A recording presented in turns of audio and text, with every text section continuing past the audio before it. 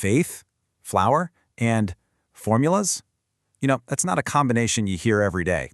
But in this explainer, we're going to dive into a pretty fascinating lesson that mixes an ancient story with the basics of algebra. So let's just jump right in. I mean, this is the big question, right? How on earth can a story about a miracle from thousands of years ago actually help us understand something as logical and, as structured as an algebraic equation? Well, as it turns out, the connection is surprisingly cool. So the story kicks off in this ancient town called Zarephath. Picture this. A widow is down to her last meal. She's got just enough flour, just enough oil to bake one last piece of bread for herself and her son. But then the prophet Elijah shows up and asks her to give that last meal to him. It's a huge test of faith, and it also perfectly sets up a math puzzle. Now, to solve that puzzle, we first need to get familiar with the tool we're going to use.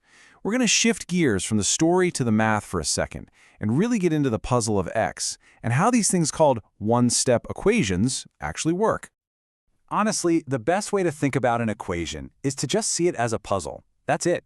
There's a missing piece, we call it x, and our whole job is to figure out what that missing piece is. Thinking of it this way, it just takes away a lot of the scariness that can come with algebra. The specific kind of puzzle we're looking at here is a one-step equation. And, well, the name really says it all. You only need to do one single thing, one single operation, to find that missing piece and solve the whole shebang. And the process for solving it is this super simple three-step loop. First, you just look at what's happening to the variable. Is something being added, subtracted? Then you do the exact opposite of that. And this is the most important part. You have to do it to both sides of the equation to keep everything balanced. As soon as you do that, boom, x is all by itself, and you've got your answer. You've basically solved the puzzle by just undoing the problem. Okay, so now that we've got our puzzle-solving tool, we can go back to the story and see how it all clicks together. It is time to solve the widow's equation.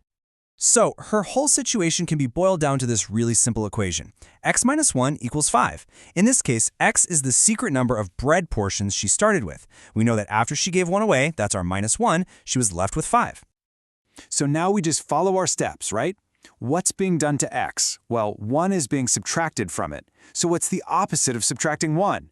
Adding 1, of course. So we just add 1 to both sides of the equation to keep it perfectly balanced. And there it is.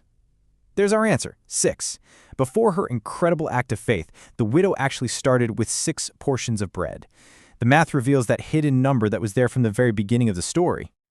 But what's really cool here is how this one specific solution points to a pattern that works everywhere. The logic of using opposites to solve for a missing piece, that applies to all of algebra, not just this one story. And this pattern is true for all the basic operations. You can think of it like this. For every action, there's an equal and opposite action that undoes it. Subtraction gets undone by addition, division gets undone by multiplication, and so on. This simple, powerful logic is the key to finding x every single time.